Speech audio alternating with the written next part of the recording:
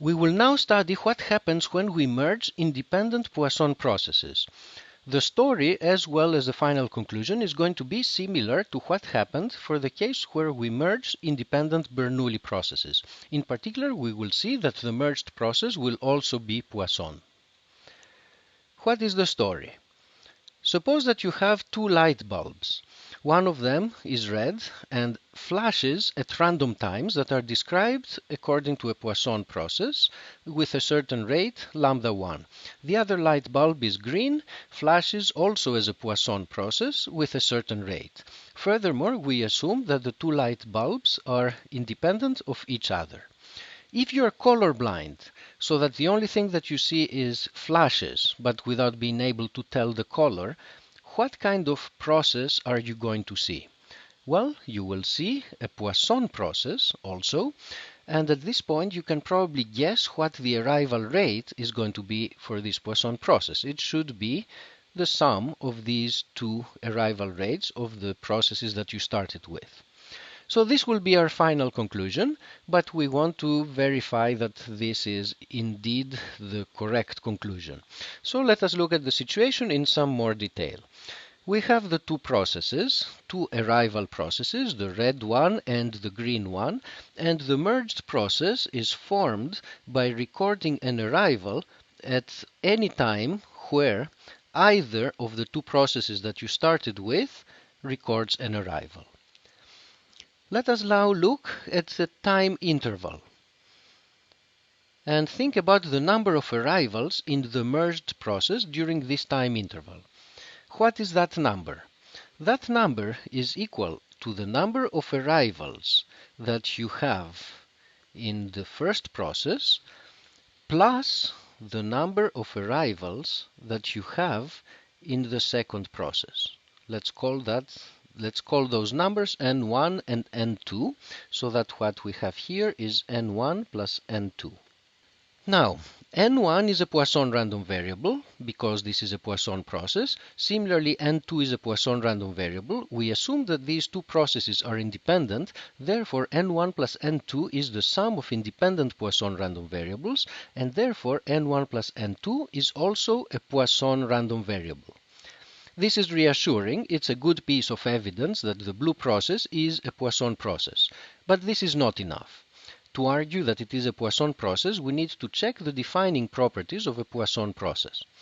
One defining property is the independence property. If we take disjoint intervals, the number of arrivals here is independent, or should be independent, from the number of arrivals there. The argument here is exactly the same as for the Bernoulli case, so we will not go through it in any detail. We just notice that whatever happens during that time has to do with whatever happens during those times in the two processes that we started with, and similarly what happens in these times has to do with what happens in these two processes during those times, because for each one of the two processes that we start with, we have the Poisson assumption, so that this interval is independent from that interval in the sense that arrivals here and arrivals there are independent. So because of this, whatever happens during those times has nothing to do with whatever happens in those times. So number of arrivals here is independent from the number of arrivals there. The other property that we need to check is that the probability of recording an arrival during a small time interval of length delta, that this probability has the right scaling properties, that it is linear in delta, in the length of this interval, and that the probability of two or more arrivals here is negligible.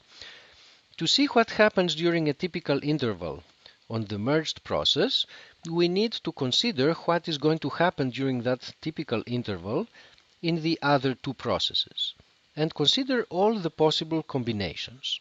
During a little interval, the red process is going to have 0 arrivals with this probability, 1 arrival with this probability, and 2 or more arrivals with this probability, which is negligible.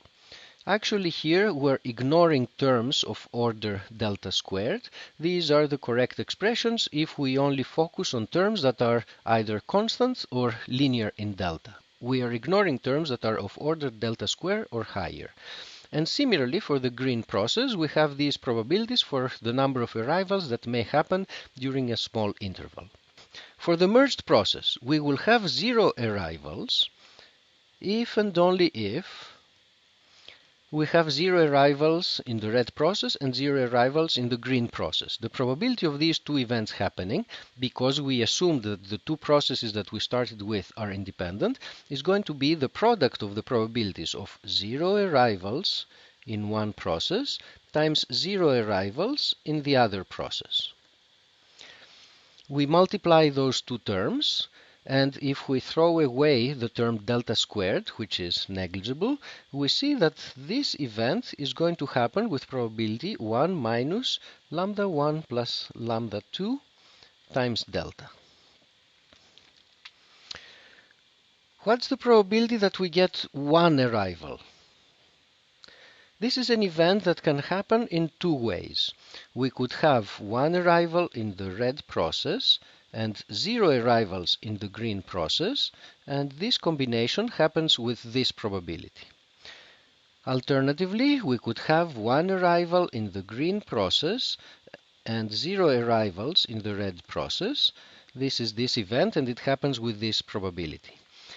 Having one arrival in the blue process can happen either this way or that way, so the probability of one arrival will be the sum of these two probabilities, and if we throw away terms that are order of delta squared, what we're left with is just lambda 1 plus lambda 2 times delta. Finally, there's the possibility that the blue process is going to have 2 or more arrivals. This happens if we have one red and one green arrival, which happens with this probability, or if any one of the processes has 2 or more arrivals, which would be terms here, here, and these would be the scenarios. But we notice that each one of these scenarios has probability that's order of delta squared. This term also has probability of order delta squared. So overall, the possibility that the blue process has 2 or more arrivals, this is something that has probability that's of order delta squared. So during a typical small interval, there is probability proportional to the length of the interval of having one arrival, and lambda 1 plus lambda 2 is the factor of this proportionality, and the remaining probability is assigned to the event that there are 0 arrivals. There is essentially negligible probability of having 2 or more arrivals. But this, together with the independence assumption, is exactly what comes in the definition of a Poisson process with an arrival rate equal to this number. And so we have established that the merged process is a Poisson process whose rate is the sum of the rates of the processes that we started from.